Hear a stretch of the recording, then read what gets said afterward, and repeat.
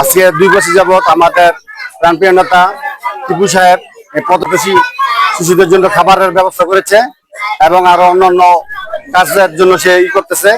আমরা তার পক্ষ থেকে আমির ভাই, আমি রিপন, আমার মিঠু ভাই, আমাদের মাসুদ ভাই, আমরা অনেকে আসছি এখানে। আমাদের টিপু ভাই একটা বড় মনের পক্ষে একটা মিটিংয়ে গেছে, এই জন্য আমরা আসছি। তো আমরা চাই এখানকার শিশুরা যাতে সুন্দরভাবে খাওয়া দাওয়া করতে পারে, লেখাপড়া করতে পারে। আমার নেতার একটাই উদ্দেশ্য যে পথে শিশু থাকবে না।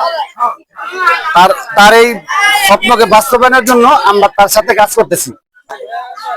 আজকের যে আয়োজন দীর্ঘ 2 বছর যাবত নারায়ণগঞ্জ মহানগরের সদস্য সচিব আবু আলী ইউসুফ খান টিপু ভাইয়ের সহযোগিতায় পথ শিশুদের খাদ্য শিক্ষা সহযোগিতা চলছে দীর্ঘ 2 বছর যাবত। তারই ধারাবাহিকতায় আজকে জুম্মাবার, আজকেও তিনি খাবারের ব্যবস্থা করেছেন শিশুদের জন্য এবং উনি আমাদের আশ্বস্ত করেছেন ইনশাল্লাহ খুব শীঘ্রই পথ শিশুদের জন্য একটা পথ শিশু শেল্টার হোম এবং ওদের জন্য 3 বেলা খাবার এবং 2 বেলা পড়ালেখা নিশ্চিত করবেন। এই ধারাবাহিকতা অব্যাহত থাকলে আমরা আশা করি আগামী 1 থেকে 2 বছরের মধ্যে পথ শিশু কিশোর গ্যাং মুক্ত একটা জেলা উপহার দেওয়া সম্ভব।